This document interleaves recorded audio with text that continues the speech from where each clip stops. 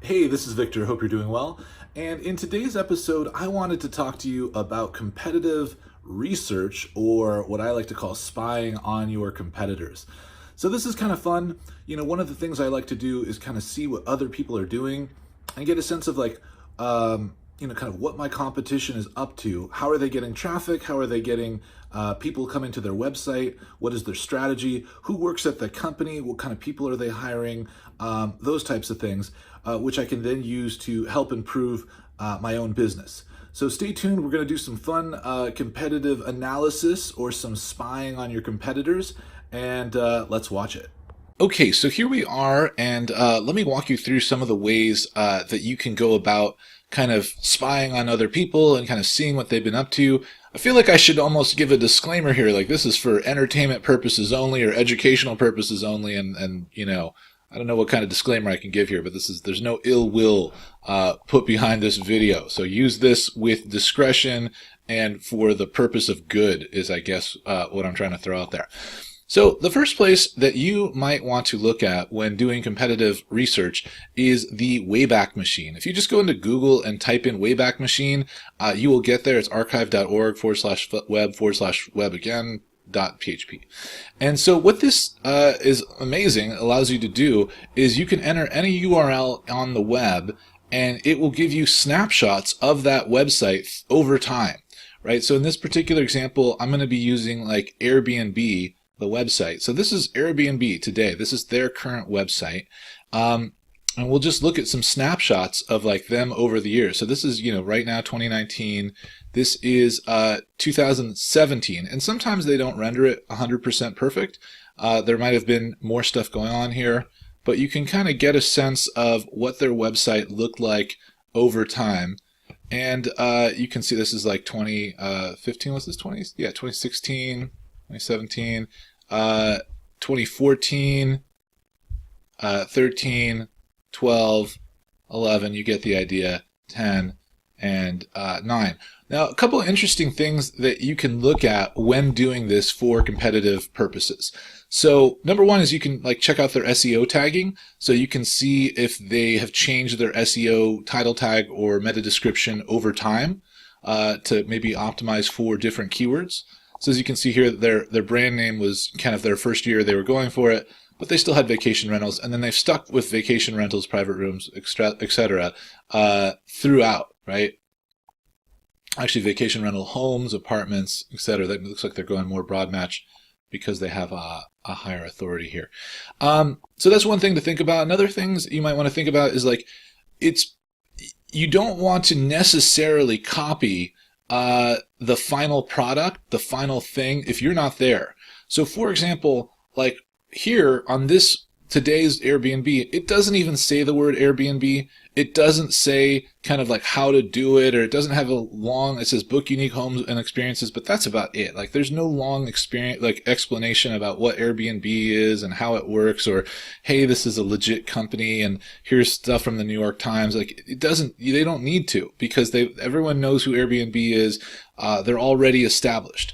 But if you look here at the beginning, like this saying, as seen on CNN and New York Times, find a place to stay, rent, it's explaining what they do. They're holding your hand like a lot more, and that's perfectly like what they should be doing. So kind of know that when you're working on a competitor, if you're not exactly where they are today, like your own business, then go look back to where they were at the time that you are right now. So like if you're 5 years behind, look at them 5 years ago and see what were they saying then, and that might be more appropriate, to clarify kind of what it is that you do, etc., when giving the value proposition. Other things very important to do is look at their headlines over time, and if they're split testing it, and if they're a good company, they should be. You should see if they have been changing. Now, it doesn't look like they've been split testing it, unless they just somehow found out off the bat that find a place to stay was just the winner, or they did split test it and it turns out that it was. But a lot of times people will split test. Now they're going to welcome home. So maybe they did. Maybe now between here and here, they decided to split test and they found out that welcome home was better. Or maybe just over time, as the company got more exposure, it just made more sense to go for these terms. I'm not sure on that one. But that's another thing to look at is you can see, kind of headlines, offers. It doesn't just have to be the homepage. You could look at all the different landing pages, etc. But this is a great tool for spying on your competitors. And it's absolutely free, so that's my first tip. Second tip is SpyFu. So this is not free, but it's pretty interesting. And so this is for, kind of looking at mostly PPC, like what are people spending on ads? And so the way I'm doing this in this example is I just typed in web design. I saw this company here had an ad for the term web design, and so I'm just randomly throwing them in here as my competitor of the day to kind of see what they're up to.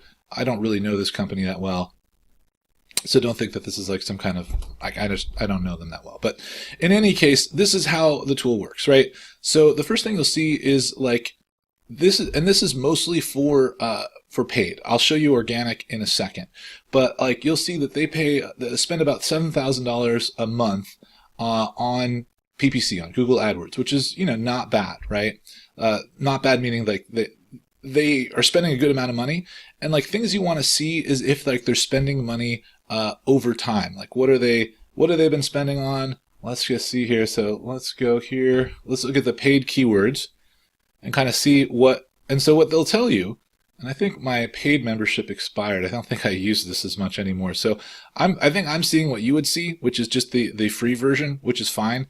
Because I'll show you some other paid version stuff here. But what they will do is they'll show you all the keywords that they're bidding for, and kind of like how much they're spending on each one of those keywords. And so this will give you a good idea of like, okay, so these are the keywords they're targeting. They're going after these keywords, which is pretty cool to know. They're all going after San Francisco web design, and I already ranked #1 on Google for all of those for free. So that's pretty cool. That's why I don't use SpyFu anymore, because I don't really use paid traffic. I use free Google traffic. But you can kind of get a sense of it. And then what you can do, let's see, you can see their ad history. So what's cool about this is it will show you the different ads that they used, and you can see like over time, June, July, October, and you can see if they continue to spend on that particular keyword, how their ad changes over time. Hopefully they're split testing their ads so that they can see, one ad is outperforming another, and you can kind of get a head start, and you can say, oh, okay, well, I'm using this ad. So, and what's the offer? Like, what's the benefit they're trying to say, etc. So, I'm not exactly blown away by this copy right now, but who knows? Sometimes it does work. So that is that for SpyFu. So that's another great tool that you can use. And another one for SEO traffic is right here, which is Ahrefs. And so Ahrefs is super powerful. Like, so this is all about SEO stuff. So they'll quickly tell you like a lot of stuff that you need to know about other websites. You can see their URL ranking for this particular URL, their domain ranking for the overall domain. So this is strong, but not as strong as I would have thought. It looks like they're spending more effort and thought on paid traffic than they are on SEO, which is fine. You can see they're not getting a lot of traffic value from here. If you wanted to compare, for example, I think my own business is generating, not to brag, but let's see here. Oh, technical problems. All right, well, we'll come back to that, I guess. Oh. All right, well, hopefully this one works. So here are the important things you want to look at. So #1 is you can look at their backlinks. And so these are the people that are linking back to them. And what I like to do is I like to kind of filter this by domain rank. The higher the domain rank, the more powerful it is. And then you want to look for, let's see, where the heck did that go? Keyword traffic. Usually it says if it's do follow or no follow. What am I missing here? Domains, URL, traffic, extension.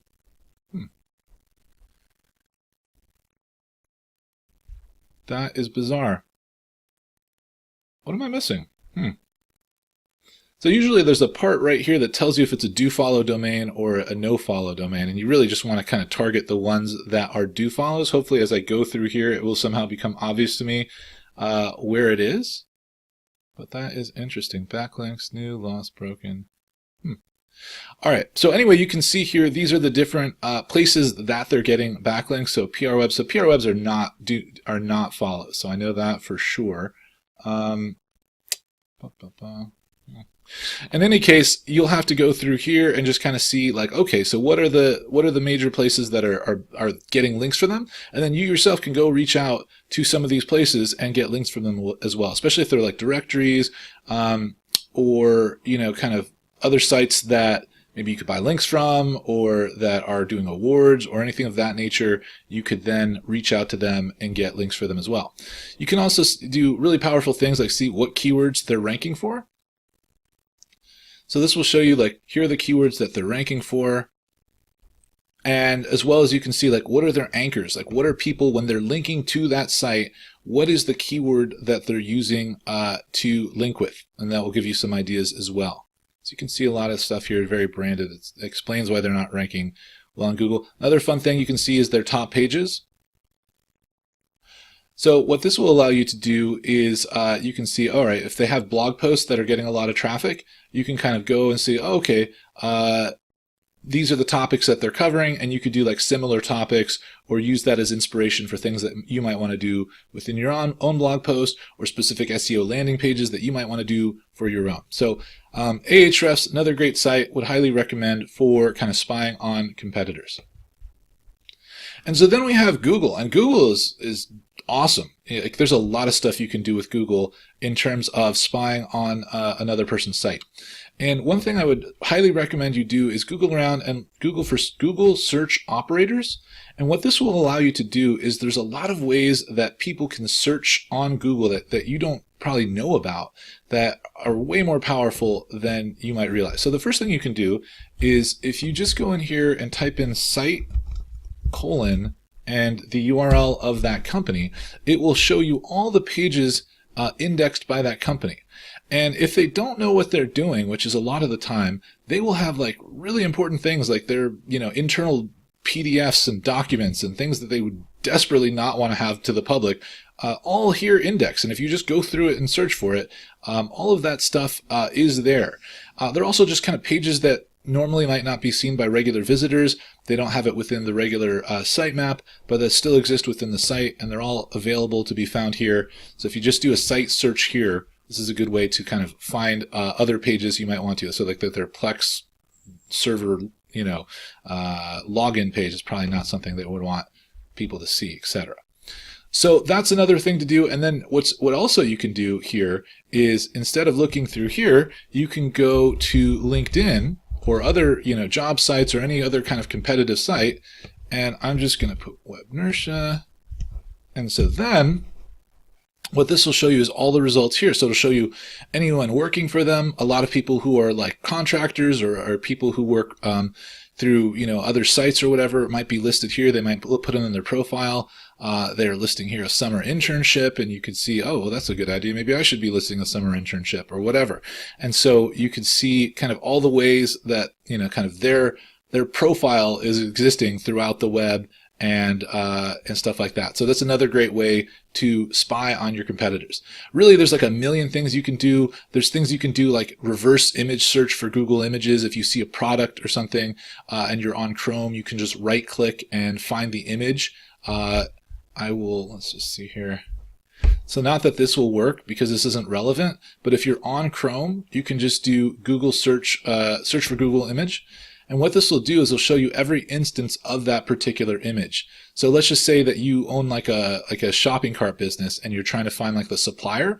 So if you just reverse image search the image used by a shopping cart, it'll show you, like, you can go back to like the Alibaba merchant that actually sold that person the initial product for like wholesale value, and you can find it that way too by just doing a Google image search that way. It's not really something I do because I don't do products, but that's another thing I know that there's available for competitive research. So there you have it. Those are some ideas to get the wheels turning. Use this all for good. This is just to show you kind of what other people are doing. I think it's valuable to kind of see other people's business processes. Even preparing for this video, I was looking at this company and I was seeing stuff that they do within their own design and development process. And I was like, oh man, I wish we were doing stuff like that. That's a good idea. And we might incorporate that into our own workflow. So there you have it. Hopefully you found this video useful. If you do, please feel free to leave a like, subscribe to the channel. Also, if you're looking for help with your website project, please visit www.thomasdigital.com. We offer a free mock-up of your website before you sign or pay for anything. And if you like it, you can move forward working. If not, no hard feelings. So go there if you're interested. Otherwise, thanks for watching, and I'll see you in the next one.